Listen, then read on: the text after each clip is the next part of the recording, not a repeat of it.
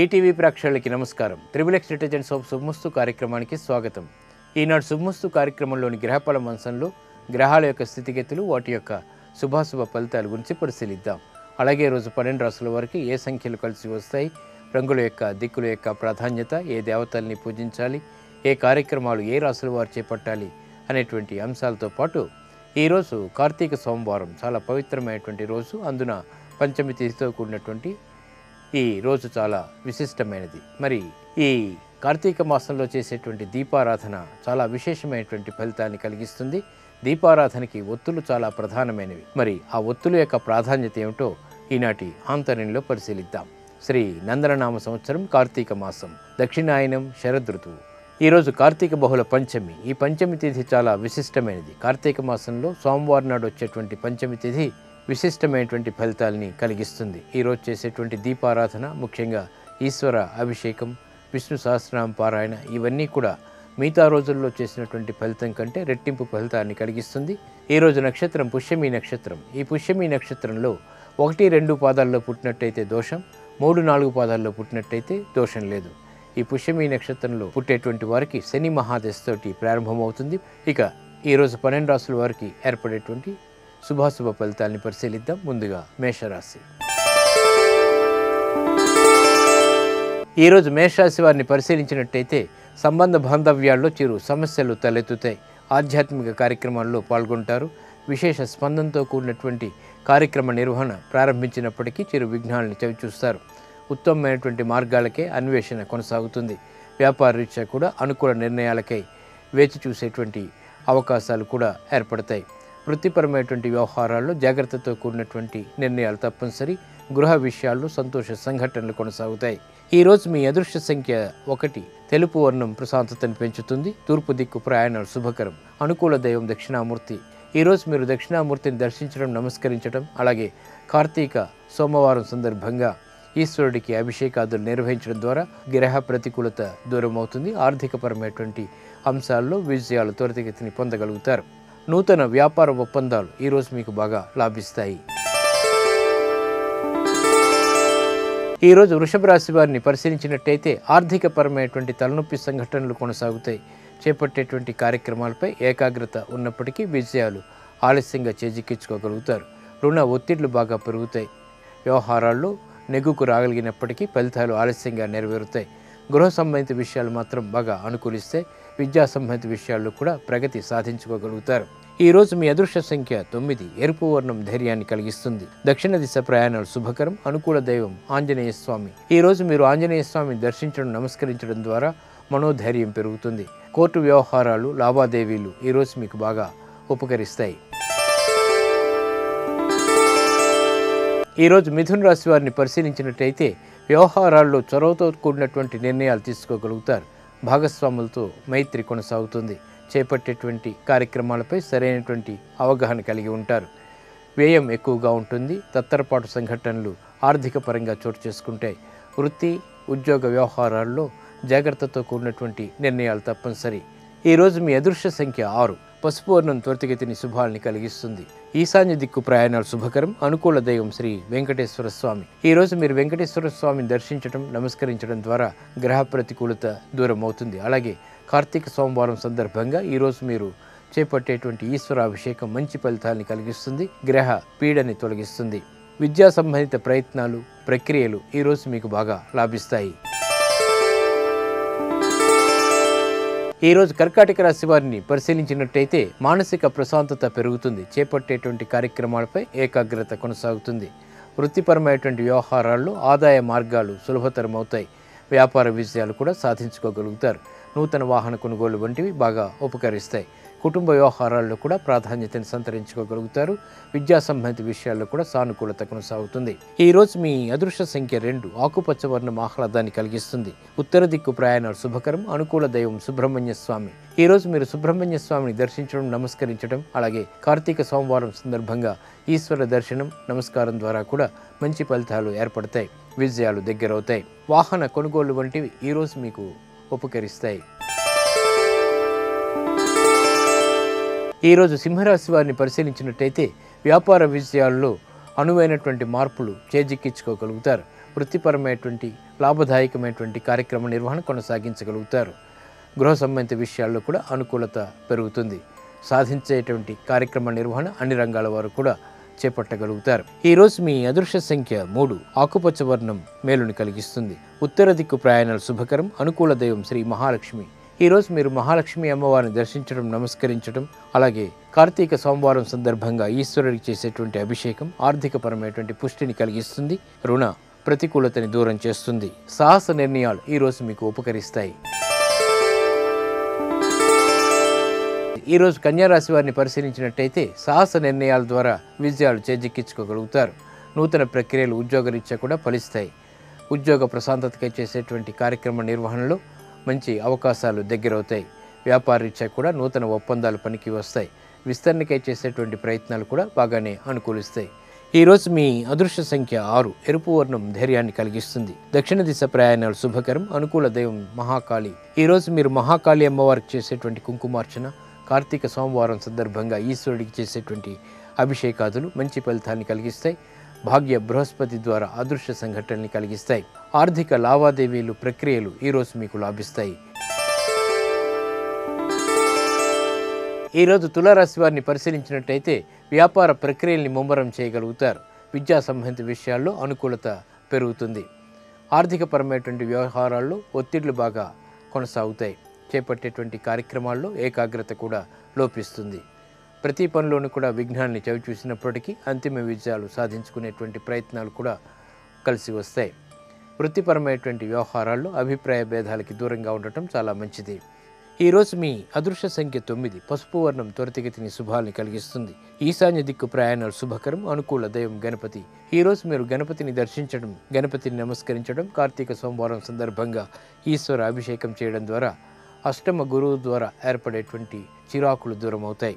ఆరోగ్య పరీక్షలు ఈరోజు మీకు బాగా లాభిస్తాయి. ఈరోజు వృశ్చిక రాశి వారిని పరిశీలించినట్టయితే అదృష్ట సంఘటనలు ఉద్యోగరీత్యా చోటు చేసుకుంటాయి. చేపట్టేటువంటి కార్యక్రమాల్లో ఏర్పడినటువంటి విఘ్నాలని దూరం చేసుకోగలుగుతారు. వ్యాపార విషయాల్లో ఏర్పడినటువంటి ప్రతిబంధకాలని తొలగించుకునేటువంటి అవకాశాలు కూడా దగ్గరవుతాయి. స్థిరాస్తి విషయాలు బాగా కలిసి వస్తాయి. విద్యా సంబంధిత విషయాల్లో కూడా ఏర్పడినటువంటి చిరాకుల్ని దూరం చేసుకోగలుగుతారు. ఈరోజు మీ అదృష్ట సంఖ్య 1, తెలుపు వర్ణం ప్రశాంతతను పెంచుతుంది. తూర్పు దిక్కు ప్రయాణాలు శుభకరం. అనుకూల దైవం ఈశ్వరుడు. ఈరోజు కార్తీక సోమవారం సందర్భంగా మీరు ఈశ్వరుడికి చేసేటువంటి అభిషేకం మంచి ఫలితాన్ని కలిగిస్తుంది. ఏలినాటి శని యొక్క దోషం ద్వారా ఏర్పడేటువంటి ప్రతికూలత దూరం అవుతుంది. ఇక విదేశీ ప్రక్రియలు, లావాదేవీలు, సంభాషణలు ఈరోజు మీకు లాభిస్తాయి. ఈరోజు ధనుసు రాశి వారిని పరిశీలించినట్టయితే ఆరోగ్య చిరాకులు ప్రారంభమవుతాయి.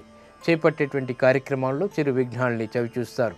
ప్రయాణాల విషయంలో జాగ్రత్తలు పాటించాలి. వృత్తిపరమైనటువంటి వ్యవహారాల్లో నూతన ఒప్పందాలు పనికిరావు. వ్యాపార రీత్యా కూడా ఆర్థికపరమైనటువంటి అంశాల్లో ఆచితూచి తీసుకున్నటువంటి నిర్ణయాలు మాత్రమే ఉపకరిస్తాయి. ఈరోజు మీ అదృష్ట సంఖ్య 9, ఎరుపు వర్ణం ధైర్యాన్ని కలిగిస్తుంది. దక్షిణ దిశ ప్రయాణాలు శుభకరం. అనుకూల దైవం దక్షిణామూర్తి. ఈరోజు మీరు దక్షిణామూర్తి స్వామిని దర్శించడం, కార్తీక సోమవారం సందర్భంగా ఈశ్వరుడికి అభిషేకాదులు నిర్వహించడం ద్వారా అష్టమ చంద్రుడి ద్వారా ఏర్పడేటువంటి చిరాకులు దూరం అవుతాయి. గృహ సంబంధిత కార్యాలు, కార్యక్రమాలు ఈరోజు మీకు లాభిస్తాయి. ఈరోజు మకర రాశి వారిని పరిశీలించినట్టయితే సంబంధ బాంధవ్యాలు మెరుగుపడతాయి. నూతన స్నేహాల ద్వారా లబ్ధిని పెంపొందింప చేసుకోగలుగుతారు. నూతన వస్తువుల కొనుగోలు వంటివి ఆనందాన్ని కలిగిస్తాయి. విధి విధానాలతో కూడినటువంటి కార్యక్రమ నిర్వహణ కొనసాగించగలుగుతారు. మానసిక సంతృప్తి అన్ని రంగాల వారికి కూడా కొనసాగుతుంది. ఈరోజు మీ అదృష్ట సంఖ్య 5, తెలుపు వర్ణం ప్రశాంతతను పెంచుతుంది. తూర్పు దిక్కు ప్రయాణాలు శుభకరం. అనుకూల దైవం శ్రీ మహాలక్ష్మి. ఈరోజు మీరు మహాలక్ష్మి అమ్మవారిని దర్శించడం, కుంకుమార్చన నిర్వహించడం, కార్తీక సోమవారం సందర్భంగా ఈశ్వర అభిషేకం నిర్వహించడం వంటి కార్యక్రమాలు మంచి ఫలితాన్ని కలిగిస్తాయి. విజయాలు దగ్గరవుతాయి. ఉద్యోగ ప్రయత్నాలు ఈరోజు మీకు బాగా లాభిస్తాయి. ఈరోజు కుంభరాశి వారిని పరిశీలించినట్టయితే కోర్టు సంబంధిత వ్యవహారాలు బాగా అనుకూలిస్తాయి. చేపట్టేటువంటి కార్యక్రమాలపై శ్రద్ధ కలిగి ఉంటారు. వృత్తిపరమైనటువంటి, వాణిజ్యపరమైనటువంటి వ్యవహారాల్లో కూడా ఆదాయాన్ని పెంపొందింప చేసుకోగలుగుతారు. ఉద్యోగ సంబంధిత విషయాలు బాగా అనుకూలిస్తాయి. విద్యా సంబంధిత వ్యవహారాల్లో కూడా అనుకూలత పెరుగుతుంది. కుటుంబ సఖ్యతలో లోపాలు ఉన్నప్పటికీ కూడా సరిదిద్దుకోగలుగుతారు. ప్రయాణాలు క్షేమం. ఈరోజు మీ అదృష్ట సంఖ్య 2, ఎరుపు వర్ణం ధైర్యాన్ని కలిగిస్తుంది. దక్షిణ దిశ ప్రయాణాలు శుభకరం. అనుకూల దైవం సుబ్రహ్మణ్య స్వామి. ఈరోజు మీరు సుబ్రహ్మణ్య స్వామిని దర్శించడం, కార్తీక సోమవారం సందర్భంగా ఈశ్వరుడికి అభిషేకాదులు నిర్వహించడం ద్వారా గ్రహ ప్రతికూలత దూరం అవుతుంది, అనుగ్రహం పెరుగుతుంది. స్థిరాస్తి విక్రయాలు వంటివి ఈరోజు మీకు ఉపకరిస్తాయి. ఈరోజు మీనరాశి వారిని పరిశీలించినట్టయితే విద్యా విషయాల్లో విజయాలు చేజిక్కించుకోగలుగుతారు. మానసిక ప్రశాంతత కలిగి ఉంటారు. పెట్టుబడులు బాగా కలిసి వస్తాయి. శారీరక శ్రమ తగ్గుతుంది. వృత్తిపరమైనటువంటి విదేశీ లావాదేవీల్లో కూడా అనుకూలత సాధించుకోగలుగుతారు. స్నేహితుల ద్వారా లబ్ధిని పెంపొందింప చేసుకోగలుగుతారు. ఈరోజు మీ అదృష్ట సంఖ్య 9, తెలుపు వర్ణం ప్రశాంతతను పెంచుతుంది. తూర్పు దిక్కు ప్రయాణాలు శుభకరం. అనుకూల దైవం ఈశ్వరుడు. ఈరోజు మీరు శివాలయాన్ని దర్శించడం, కార్తీక సోమవారం సందర్భంగా అభిషేకాదులు నిర్వహించడం వంటి కార్యక్రమాలు ఆకస్మిక ఆర్థిక పుష్టిని కలిగిస్తాయి. ఆర్థిక వ్యవహారాలు ఈరోజు మీకు బాగా లాభిస్తాయి. నేటి నక్షత్ర యోగాన్ని పరిశీలిద్దాం. నేటి నక్షత్రం పుష్యమి నక్షత్రం. దీని అధిదేవత బృహస్పతి, అలాగే ఈ నక్షత్రాధిపతి శని.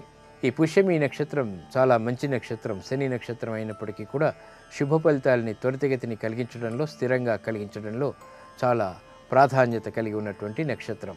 ఈ పుష్యమి నక్షత్రంలో చేసేటువంటి అన్నదానం, అలాగే వస్త్రదానం మంచి ఫలితాలని కలిగిస్తాయి. ఈ పుష్యమి నక్షత్రంలో చేపట్టేటువంటి ఆధ్యాత్మిక కార్యక్రమాలు, ముఖ్యంగా ఏకాదశపూర్వక రుద్రాభిషేకం, బిల్వపత్రితో చేసేటువంటి శివార్చన మంచి ఫలితాలని కలిగిస్తుంది. శని యొక్క దోషాలని దూరం చేస్తుంది.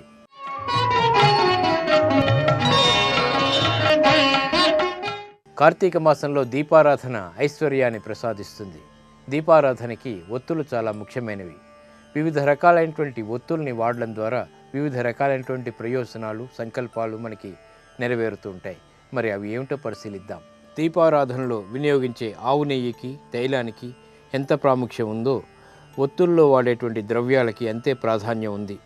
శుద్ధమైనటువంటి పత్తితో చేసినటువంటి ఒత్తులతో దీపారాధన చేస్తే గృహ సౌఖ్యం సిద్ధిస్తుంది.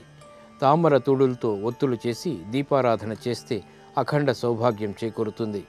అరటి నారతో చేసినటువంటి ఒత్తులతో చేసేటువంటి దీపారాధన వల్ల సంతానానికి మేలు కలుగుతుంది. జిల్లేడు ఒత్తులతో దీపారాధన వల్ల దుష్టశక్తుల బాధ తొలగుతుంది. పసుపు రంగు వస్త్రంతో చేసినటువంటి ఒత్తులతో దీపారాధన వల్ల దైవకృప సిద్ధిస్తుంది. కుంకుమ రంగు వస్త్రంతో చేసినటువంటి ఒత్తులతో దీపారాధన వల్ల గృహంలో అశాంతి పరిస్థితులు తొలగుతాయి. పన్నీరులో పత్తి ఒత్తుల్ని అద్ది దీపారాధన చేస్తే కీర్తి ప్రతిష్టలు ఏర్పడతాయి.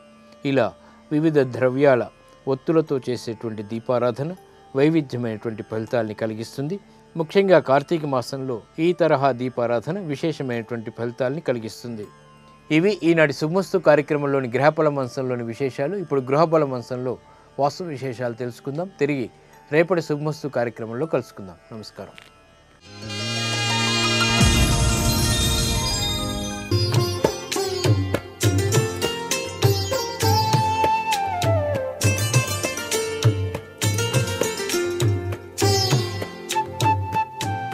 XXX డిటర్జెంట్ సోప్ శుభమస్తు కార్యక్రమంలో గృహ బలం అంశానికి స్వాగతం.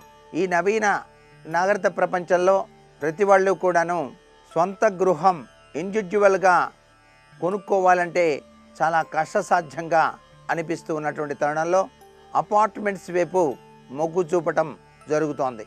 అయితే ఈ అపార్ట్మెంట్స్ కొనుగోలు చేసుకునేటువంటి విషయంలో కూడాను వాస్తు పరిజ్ఞానం తప్పనిసరిగా ఉండి తీరాలి. కేవలం ఇండివిజువల్ హౌసెస్కే కాకుండా అపార్ట్మెంట్స్ కూడా వాస్తు వర్తిస్తుంది అనేటువంటి విషయాన్ని గుర్తిరగాలి. కొనుగోలు చేసే ముందు సరైనటువంటి ఇంజనీర్స్ని లేక వాస్తు సిద్ధాంతుల్ని సంప్రదించి నిర్ణయాలు తీసుకోవటం చాలా విశేషం. ఒక అపార్ట్మెంట్స్ని కొనుగోలు చేయడానికి వెళ్ళినప్పుడు ఆ అపార్ట్మెంట్స్లో మీ పేరున ఏ దిశ కలిసి వస్తుందో ముఖ్యంగా తెలుసుకోవాలి. తరువాత ఆ అపార్ట్మెంట్స్లో పిల్లల బెడ్రూమ్ ఎటువైపు ఉంది, యజమాని యొక్క పడక గది ఎటువైపు ఉంది, ఆ పూజా మందిరం పెట్టుకోవడానికి వీలుగా ఉందా లేదా అనేటువంటి విషయాల్ని కూడా అవగాహన చేసుకోవాలి. వాస్తుశాస్త్రరీత్యా మీకు అనుకూలంగా లేకపోతే దాన్ని మార్చాలి అంటే చాలా కష్టమవుతుంది. ఎందుకంటే అపార్ట్మెంట్స్ ఒక్కసారి కట్టిన తర్వాత మరలా మార్చటం అనేది కింద నుంచి పైదాకా ఒకే లక్షణాలతో నిర్మాణం చేస్తారు కాబట్టి చాలా కష్టమండి. అందుచేత ముందరగానే 90% బిల్డింగ్ పూర్తి కాకముందే మీరు వాస్తు శాస్త్ర పరిజ్ఞానంతో ఇవన్నీ కూడాను ఆలోచన చేసి నిర్ణయం తీసుకోవాలి. ఇంటిలోని నీరు మొత్తం కూడా అపార్ట్మెంట్స్లో ఎటువైపుకు వెళ్తోంది అనేది ముఖ్యంగా గుర్తించాలి. నీటి వాడకం, నీరు బయటికి పోయేటువంటి విధి విధానం చాలా ముఖ్యమైనటువంటి విశేషాంశంగా గుర్తుపెట్టుకోవాలి. ఎప్పుడూ కూడా నీరంతా కూడా ఉత్తర వాయువ్యం కానీ ఉత్తర ఈశాన్యంలో కానీ వెళుతున్నదా లేదా అనేటువంటి విషయాన్ని గమనించి మీరు అపార్ట్మెంట్స్ తీసుకోవటం మంచిది. అలాగే ఆ యొక్క నీరంతా కూడా ఒక చోటకి చేరేటువంటి తీరుతెన్నులు కూడా ఆలోచించాలి. ఈ అపార్ట్మెంట్స్ని ఆనుకుని ఉన్నటువంటి అపార్ట్మెంట్స్ యొక్క ప్రభావం ఈ అపార్ట్మెంట్ మీద ఎంతవరకు పనిచేస్తుందో కూడా తీసుకోవాలి. ఎందుకంటే మీరు ఉత్తర దిశలో ఉన్నప్పుడు మీ ఇంటికి తూర్పు దిశలో ఉన్న అపార్ట్మెంట్ మీ దానికన్నా ఎత్తుగా ఉందనుకోండి, ఈ అపార్ట్మెంట్లో ఉన్నటువంటి వాళ్ళ పరిస్థితి ఏమిటో ఒక్కసారి ఆలోచించండి. ఎందుచేతనంటే అటువైపు ఉన్నటువంటి ఆ తూర్పు ఎత్తు మీరు ఉన్నటువంటి ఈ యొక్క పల్లం చాలా విపత్కరమైనటువంటి పరిస్థితిని ఇస్తుంది. అలాగే మీరు తీసుకున్న అపార్ట్మెంట్స్కి వెనక భాగాన పడమర వైపు పెద్ద అపార్ట్మెంట్ ఉందనుకోండి, మీది కొద్దిగా తక్కువలోనే ఉందనుకోండి, అమ్మయ్య అని చెప్పేసి ఆ అపార్ట్మెంట్ని మీరు తీసుకోవచ్చు. అపార్ట్మెంట్స్ కొనేటప్పుడు కూడా పరిసర అపార్ట్మెంట్ల యొక్క ప్రభావం మీ అపార్ట్మెంట్ మీద ఏ విధంగా పనిచేస్తుంది అనేటువంటి విషయాన్ని కూడా అవగాహన చేసుకునే అపార్ట్మెంట్స్ తీసుకోవాలి. భవిష్యత్తులో ఏ అపార్ట్మెంటు కట్టలేదు, మీ ఒక్క అపార్ట్మెంటే కట్టారు, అవన్నీ కూడా ఇంకా ఫ్లాట్స్లో ఉన్నాయి. ఆ ఫ్లాట్స్ వేసేటప్పుడు రోడ్డు వేసి ఉన్నాయి. ఆ రోడ్డు సూల మీ అపార్ట్మెంట్కి ఏ విధంగా తగులుతుందో కూడా చూసుకోవాలి. ఒక ఇల్లు కొనేటప్పుడు కానివ్వండి, ఒక అపార్ట్మెంట్ కొనేటప్పుడు కానివ్వండి, తప్పనిసరిగా పరిసర ప్రాంతాల యొక్క రోడ్డు విధి విధానం భవిష్యత్తులో ఎలా ఉంటుంది, ఇప్పుడు ఎలా ఉంది, మనం కొనేటప్పుడు ఏమీ లేదు కదా, అంత ఖాళీ కదా అని చెప్పేసి మీరు భావించకూడదు. అంతేకాకుండా అపార్ట్మెంట్స్లో అంతా బాగా కట్టి కాంపౌండ్ వాల్ విషయంలో మాత్రం వెనకంజ వేస్తూ ఉంటారు చాలామంది. ఆ కాంపౌండ్ వాల్స్ కట్టేటప్పుడు వెనకాల అపార్ట్మెంట్ వాళ్ళ యొక్క ప్రభావం చూసుకోవాలి. దక్షిణ దిశలో ఎత్తు గోడ కట్టాలి, ఈ యొక్క ఉత్తర దిశలో ఆ దక్షిణం కన్నా తక్కువలో గోడ ఎత్తు ఉండాలి. తీరా ఇళ్ళు నిర్మాణం అంతా అయిపోయి కాంపౌండ్ వాల్ కట్టేటప్పుడు ఆ యొక్క అపార్ట్మెంట్స్కి కాపలా కాసేటువంటి ఆ యొక్క వ్యక్తికి కావలసిన నిర్మాణం చేసేటప్పుడు తీసుకొచ్చి ఈశాన్యంలో నిర్మాణం చేసేస్తున్నారు. ఈశాన్యంలో నిర్మాణం చేయటం ఏంటి కాపలాదారునికి? అలా నిర్మాణం చేసేటైతే ఏమవుతుంది ఆ అపార్ట్మెంట్ పరిస్థితి? అనేక దొంగతనాలు జరగడానికి ఆస్కారం ఉంటుంది. ఈశాన్యంలో బరువు పెట్టేసేట ఇలాంటి పరిస్థితికి గురి కావాల్సిన లక్షణాలు అధికంగా కనిపిస్తాయి. ఇవన్నీ కూడా గుర్తుపెట్టుకోవాలి. నేటి వాస్తు సందేహాన్ని గనక పరిశీలించినట్లయితే కార్తీక మాసంలో ఉపవాసాల యొక్క ప్రాధాన్యత ఏ విధంగా ఆచరించాలి, స్నాన విషయంలో తీసుకోవలసిన జాగరూకతలు ఏమిటి అనేది ప్రశ్న. ఇది వైదికపరమైనటువంటి ధర్మశాస్త్రానికి సంబంధించింది అయినప్పటికీ వాస్తుశాస్త్ర రీత్యా కూడా అవగాహన అవసరం.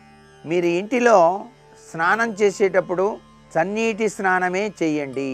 ఎటువంటి పరిస్థితుల్లోనూ వేడి నీటి స్నానం చేయకూడదు కార్తీక మాసంలో. అది కూడా కృత్తికా నక్షత్రంలో చంద్రుడు ఉన్నటువంటి సమయం. తెల్లవారుజామున లేచి చక్కగా మీ బాత్రూంలో అయినా సరే స్నానం చేయటం, దామోదరాయ నమః అని చెప్పేసి స్నానాన్ని ఆచరించటం విశిష్ట ఫలితాన్నే ప్రసాదిస్తుంది. మొట్టమొదటిసారిగా నీటితో స్నానం చేసేటప్పుడు కాళ్లకు తడుపుకొని తరువాత నెత్తిన నీరు పోసుకొని స్నానం చెయ్యాలి అని చెప్పేసి శాస్త్రం. ఉపవాస విషయంలో పరమేశ్వరుని యందు మనస్సు లగ్నం చేస్తూ శివనామం చేసుకుంటూ పాలు పండు తీసుకోవచ్చు. ప్రతి కార్తీక సోమవారం తప్పనిసరిగా ఉపవాసం గనక ఉంటే ఆరోగ్యరీత్యా కూడా విశిష్టవంతమైన ప్రభావంతో జీవించడానికి ఆస్కారం ఉంది కదా. మరికొన్ని ముఖ్య విషయాలు మర్నాడు చెప్పుకుందామా. సర్వే జనా సుఖినో భవంతు.